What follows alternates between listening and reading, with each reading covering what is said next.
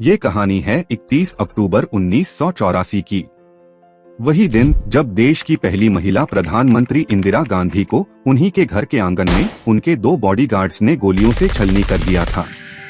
उस रोज की सुबह बिल्कुल सामान्य लग रही थी, लेकिन इंदिरा गांधी की किस्मत में पहले से ही लिखा जा चुका था कि कुछ ही घंटों में इतिहास एक ऐसा मोड़ लेगा जिसे लोग कभी भूल नहीं पाएंगे। प्रधानमंत्री का निवास सफदरजंग रोड पर था और उनका ऑफिस अकबर रोड पर। दोनों के बीच एक छोटा सा रास्ता जुड़ता था जिस पर रोजाना आवाजाही होती थी। यही रास्ता उस दिन इंदिरा गांधी की जिंदगी का आखिरी सफर बन गया। वहीं से करीब 4 किलोमीटर दूर एम्स हॉस्पिटल था, जहां गोली लगने के बाद उन्हें ले जाया गया। सुबह की शुरुआत हमेशा की तरह हुई। इंदिरा जी जल्दी उठीं, हल्की तैयारी की और अपने दिन के कार्यक्रम पर नजर डाली। उस दिन उनका एक खास इंटरव्यू भी तय था, एक ब्रिटिश टेलीविजन पत्रकार और मशहूर अभिनेता पीटर उस्तिनोव के साथ। समय रखा गया था सुबह 9:30 और जगह थी उनका ऑफिस अकबर रोड। उस दिन उन्होंने हल्की क्रीम रंग की साड़ी पहन रखी थी। करीब 9:20 पर वे घर से बाहर निकली और ऑफिस की ओर चल पड़ी। उनके साथ उनके पर्सनल सेक्रेटरी आर के धवन, सिक्योरिटी ऑफिसर रामेश्वर दयाल, उनके पुराने घरेलू सेवक नाथूराम और धूप से बचाने के लिए छतरी पकड़े कांस्टेबल नारायण सिंह थे। लेकिन सबसे बड़ी बात ये थी कि उस दिन उन्होंने बुलेट प्रूफ जैकेट पहनना जरूरी नहीं समझा। उन्होंने मुस्कुराते हुए कहा था, घर से ऑफिस की दूरी ही कितनी है, बस 50 मीटर। यहाँ तो सब अपने ही लोग हैं, अपने लोगों से क्या खतरा। उसी समय एक नौकर उनके सामने से एक टी शर्ट लेकर गुजरा। इंदिरा जी ने उसे रोका और कहा, ये शर्ट ठीक नहीं लग रही, कोई दूसरी ले आओ। इतना कहकर वे फिर तेजी से ऑफिस की तरफ बढ़ने लगी। लेकिन उनके ठीक आगे वही 2 चेहरे थे जिन पर उन्होंने सबसे ज्यादा भरोसा किया था।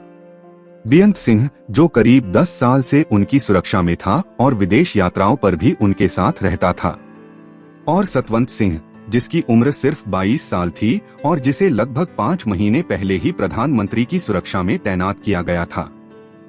दोनों ने उस रोज ठान लिया था कि वे देश की सबसे ताकतवर महिला को रोककर ही रहेंगे, चाहे इसकी कीमत उन्हें अपनी जान से ही क्यों न चुकानी पड़े। सुबह सब कुछ बिल्कुल सामान्य दिख रहा था, लेकिन दोपहर तक पूरा देश गहरे सदमे में डूब चुका था। एक बहुत बड़ा सहारा टूट गया था और भारत की राजनीति की दिशा हमेशा के लिए बदलने वाली थी।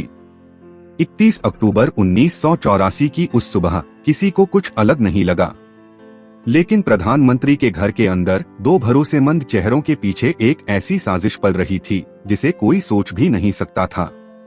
सतवंत सिंह ने उस दिन ड्यूटी बदलवाने के लिए बहाना बनाया कि उसका पेट खराब है और उसे शौचालय के पास तैनात होना है। ये सब पहले से बनाई गई योजना का हिस्सा था। इसी वजह से वह और बेअंत सिंह दोनों को उसी गेट पर खड़ा कर दिया गया जो प्रधानमंत्री के घर को उनके ऑफिस यानी अकबर रोड से जोड़ता था। करीब 9:25 पर इंदिरा गांधी ऑफिस की ओर बढ़ रही थीं। उनके कदम तेज थे और चेहरे पर हमेशा की तरह आत्मविश्वास साफ दिख रहा था। जैसे ही वे उस गेट के पास पहुंची, बेअंत सिंह उनकी तरफ बढ़ा। इंदिरा जी की नजर उस पर पड़ी। 10 साल की पुरानी पहचान थी, रोजाना बेअंत उन्हें देखकर नमस्ते करता था। उसी भरोसे से इंदिरा जी मुस्कुराई और हाथ जोड़कर नमस्ते की मुद्रा में आ गई। उन्होंने सोचा कि आज भी वही रोज का सिलसिला दोहराया जाएगा, लेकिन इस बार बेअंत का इरादा कुछ और ही था। उसने अचानक अपनी सर्विस रिवॉल्वर निकाली और बिना वक्त गवाए सीधे 3 गोलियां दाग दी। पल भर में गोलियां इंदिरा गांधी की छाती और पेट में जा लगी। वे लड़खड़ा कर जमीन पर गिरी और दर्द में चीख पड़ी। इतने में सतवंत सिंह, जो अब तक खामोश खड़ा था, अपनी कार्बाइन लेकर आगे बढ़ा और बस्ट फायर में ताबड़तोड़ 30 गोलियां चला दी। गोलियों की गूंज से पूरा इलाका दहल उठा। प्रधानमंत्री के साथ चल रहे सिक्योरिटी ऑफिसर रामेश्वर दयाल ने उन्हें बचाने की कोशिश की, लेकिन सतवंत ने जो गोलियां चलाईं, वे उनके पैरों में लगीं और वे भी जमीन पर गिर पड़े। अकबर रोड पर तैनात पुलिस ऑफिसर दिनेश कुमार भट्ट गोली चलने की आवाज सुनकर तुरंत बाहर दौड़े कि आखिर हुआ क्या है। उधर बेअंत और सतवंत दोनों ने अपने हथियार गिरा दिए और हाथ ऊपर उठा दिए। बेअंत सिंह ने बेहद ठंडे और शांत लहजे में कहा, हमने जो करना था कर दिया, अब तुम जो करना चाहो कर लो। ये हमला कोई साधारण घटना नहीं थी। ये उसी ऑपरेशन का परिणाम था जिसके बाद सिख समुदाय के एक बड़े हिस्से में इंदिरा गांधी के प्रति गहरा गुस्सा पनप गया था। जून 1984 में ऑपरेशन ब्लू स्टार के दौरान आर्मी ने अमृतसर के स्वर्ण मंदिर में छिपे अलगाववादियों को बाहर निकालने के लिए मंदिर में सैन्य कार्रवाई की थी, जिसके कारण कई सिख समुदाय के लोग नाराज थे। और उसी दर्द ने इंदिरा गांधी के अपने ही सुरक्षा कर्मियों के मन में उनके खिलाफ गुस्सा भर दिया।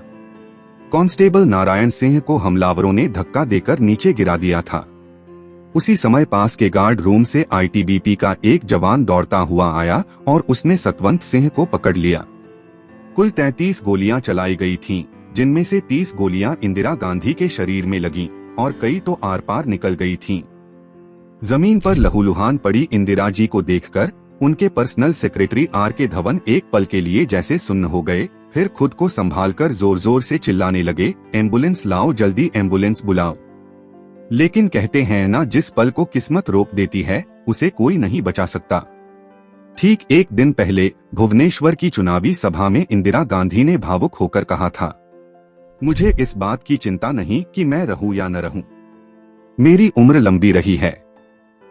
मुझे गर्व है कि अगर मेरी मौत भारत की सेवा में हो तो वह मेरे लिए सम्मान होगा। जब भी मेरा खून गिरेगा उसका हर कतरा इस देश को और मजबूत करेगा। और 31 अक्टूबर 1984 की उस सुबह उनके ये शब्द जैसे सच होते हुए दिख रहे थे। प्रधानमंत्री निवास में हमेशा एक एम्बुलेंस मौजूद रहती थी, लेकिन उस दिन उसका ड्राइवर ड्यूटी पर नहीं था। यही पहला इशारा था कि आने वाले पल कितने कठिन होने वाले हैं। गोलियों की आवाज सुनकर कांग्रेस नेता माखन लाल सोतेदार दौड़कर पहुंचे। जब एम्बुलेंस नहीं आई तो आर के धवन ने घबराकर कहा, कोई भी गाड़ी निकालो, हमें इंतजार नहीं करना है। तुरंत सफेद एम्बेसडर कार निकाली गई। इंदिरा गांधी को उठाकर पिछली सीट पर लिटाया गया। सामने की सीट पर आर के धवन, माखन लाल सोतेदार, सिक्योरिटी ऑफिसर दिनेश भट्ट और ड्राइवर बैठे।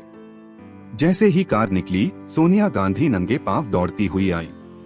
उन्होंने इंदिरा जी का खून से भीगा सिर अपनी गोद में रखा और कार तेजी से एम्स की तरफ दौड़ पड़ी। सिर्फ 6 मिनट में ठीक 9:31 पर एम्बेसडर एम्स की इमरजेंसी के गेट तक पहुंच गई। लेकिन गेट खुलवाने और उन्हें नीचे उतारने में ही करीब 3 मिनट निकल गए। उस समय तो हर सेकंड की कीमत थी। दुर्भाग्य से इमरजेंसी वार्ड में उस वक्त एक स्ट्रेचर तक मौजूद नहीं था। किसी तरह एक पहिए वाली साधारण ट्रॉली का इंतजाम किया गया। जैसे ही डॉक्टरों ने इंदिरा गांधी को देखा, वे घबरा गए और तुरंत सीनियर डॉक्टर को बुलाया गया। जब सीनियर डॉक्टर पहुंचे, उन्हें लगा कि शायद कोई औपचारिक चेकअप कराया जा रहा है।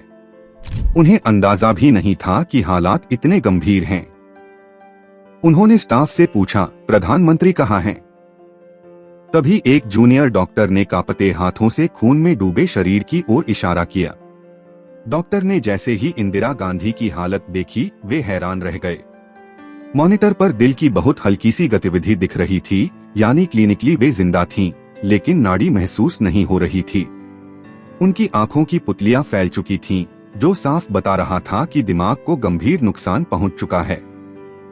इसके बाद देश के करीब 20 अनुभवी डॉक्टरों की टीम ने लगातार 4 घंटे तक उन्हें बचाने की कोशिश की।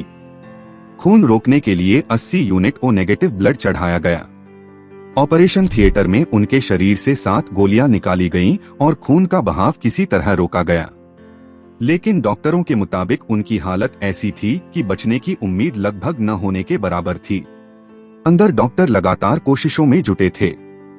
हर मशीन, हर इंजेक्शन, हर ब्लड यूनिट उनकी जिंदगी को थामे रखने की लड़ाई लड़ रहा था। उसी समय बंगाल में चुनावी दौरे पर गए राजीव गांधी को फोन पर खबर दी गई। जैसे ही उन्होंने सुना, उन्होंने अपना सिर पकड़ लिया और टूटे हुए स्वर में कहा, माँ, आप पर गोलियां चली। माँ, क्या मेरी आवाज सुन पा रही हैं? दिल्ली पहुंचने तक उनकी आंखें लगातार भरती रहीं। एम्स पहुंचते ही सोनिया गांधी उन्हें देखते ही फूट फूट कर रोते हुए गले लग गईं। राजीव ने आंसू पोंछते हुए कहा, सोनिया, हमें हिम्मत रखनी होगी। माँ ने हमेशा सिखाया कि देश से बड़ा कुछ नहीं। लेकिन आज ऐसा लगता है मेरा सब कुछ छिन रहा है। कांग्रेस के वरिष्ठ नेता एम्स के 8वें फ्लोर पर इकट्ठा हो चुके थे। फुसफुसाकर कहा जा रहा था, अगर ये खबर अभी बाहर निकली तो पूरा देश सुलग उठेगा। किसी भी कीमत पर इसे रोको, लेकिन अब मशीनें जवाब देने लगी थीं। अंग धीरे धीरे काम करना बंद कर रहे थे। डॉक्टरों ने आखिरी बार राजीव गांधी की तरफ देखा। उनकी आंखें भर आईं और बेहद धीमे स्वर में कहा, हमने अपनी तरफ से सब कर लिया, लेकिन अब इंदिरा जी को बचाना हमारे बस में नहीं है। दोपहर 1:45 देश की कई न्यूज एजेंसियों ने ब्रेकिंग दी, भारत की प्रधानमंत्री इंदिरा गांधी की हत्या कर दी गई। यह खबर सुनते ही पूरे देश में जैसे आग फैल गई। गुस्से और आंसुओं का सैलाब सड़कों पर उतर आया। दिल्ली की गलियों में लोग चिल्ला रहे थे, उन्होंने हमारी नेता को मार दिया, अब बदला लेंगे। और वही हुआ। उधर शक्ति स्थल पर तैयारियां चल रही थीं। 3 नवंबर 1984 को राजीव गांधी ने अपनी मां को मुखाग्नि दी। वो दिन जब भारत ने अपनी सबसे मजबूत नेता खो दी और पूरी राजनीति एक नए मोड़ पर पहुंच गई। अगर आप देखना चाहते हैं इंदिरा गांधी की पूरी जिंदगी और उनके यादगार भाषण, तो स्क्रीन पर दिख रहे वीडियो पर क्लिक करके देख सकते हैं।